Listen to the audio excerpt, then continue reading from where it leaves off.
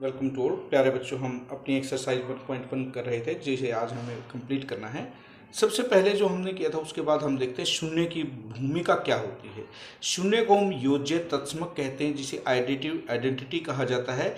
कोई भी पूर्ण संख्या हो और उसमें हम जीरो को जोड़ें तो वही संख्या हमारे पास आएगी।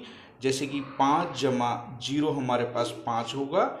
जोड़ में कोई भी अंतर नहीं होगा। कोई पूर्णांक हम लें, जैसे -7, उसमें जीरो जोड़े तो -7 होगा।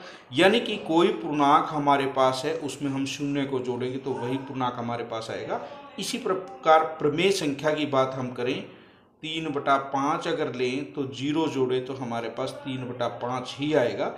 यदि हम प्रमेय संख्या को C लिखें तो उसमें जोड़ने पर वही रहेगा, कोई भी अंतर नहीं आएगा। इसीलिए इसे कहते हैं योज्य तत्समक, एडिटिव आइडेंटिटी, कि जिसे किसी पूर्ण संख्या में, पूर्णांक में प्रमेय संख्या जोड़े तो उनका योग वही रहे। अब एक की हम एक प्रॉपर्टी करते हैं, एक को गुणात्मक तत्समक कहा जाता है, मल्टीप्लिकेटिव आइडेंटिटी। कोई भी आप पूर्ण संख्या लीजिए, उसको एक से यदि हम गुणा करें तो वही संख्या आएगी। इस प्रकार पूर्णांक लें हम कोई भी, उसको एक से गुणा करें तब भी वही संख्या है। कोई भी हमारे पास प्रमेय संख्या है, उसको एक से गुणा करें तब भी वही संख्या है। यानी कि एक को किसी पूर्ण संख्या, पूर्णांक और प्रमेय संख्या से गुणा करने पर वही संख्या हमें दोबारा प्राप्त होगी। उनका गुणनफल जो है वही संख्या होगा। इसलिए एक को हम गुणात्मक तत्समक कहते हैं। देखिए, निम्नलिखित प्रत्येक में गुणन के अंतर्गत उपयोग किए गए गुणधर्म का नाम हमें लिखना है। -4/5 गुणा 1 बराबर 1 गुणा -4/5 बराबर -4। अभी हमने किया, ये क्या है, एक जो है गुणात्मक तत्समक है। अभी हमने इसकी प्रॉपर्टी को पढ़ा है, गुणात्मक तत्समक है कि एक को -4/5 से गुणा करें तो -4/5 ही आएगा। -13/17 गुणा -2/7 बराबर -2/7 गुणा। हमने क्या किया, इनके क्रम को बदल दिया है। जो संख्या पहले लिखी थी वो बाद में लिख दी और जो बाद वाली थी वो पहले। तो हम इसे कहेंगे, ये क्रम विनिमेयता का हमारा गुण है। उसके बाद हमारे पास है -19/29 गुणा 29/-19 बराबर 1।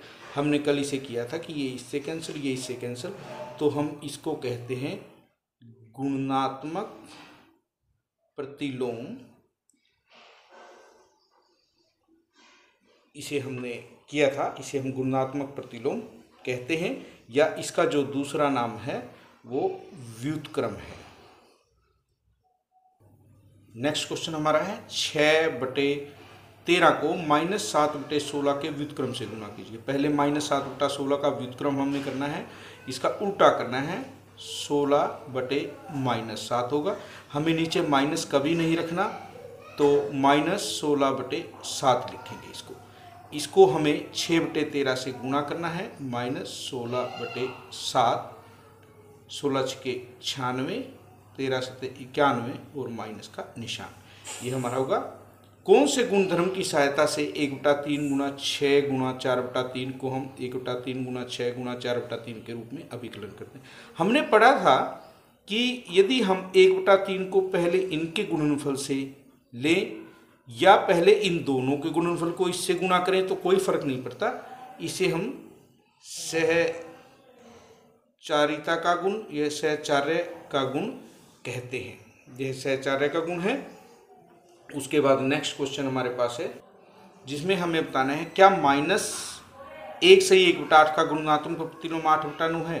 पहले हम इसको इससे गुणा करके देखेंगे। यदि गुणनफल 1 आता है तो ये इसका गुणात्मक प्रतिलोम है, नहीं तो नहीं है। 8 × 1 = 8 और 1 = 9, -9/8 गुणा 8/9, 8 से 8, 9 से 9 कैंसिल। इनका गुणा हमारा जो है गुणनफल -1 है, तो यह इसका गुणात्मक प्रतिलोम नहीं है, क्योंकि गुणनफल -1 है, जबकि गुणनफल 1 होना चाहिए था, तब वो गुणात्मक प्रतिलोम होता है।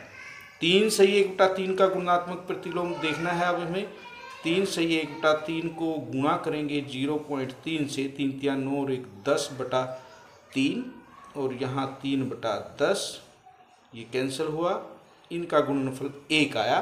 तो हम कह सकते हैं कि ये गुणात्मक प्रतिलोम हैं एक दूसरे के, क्योंकि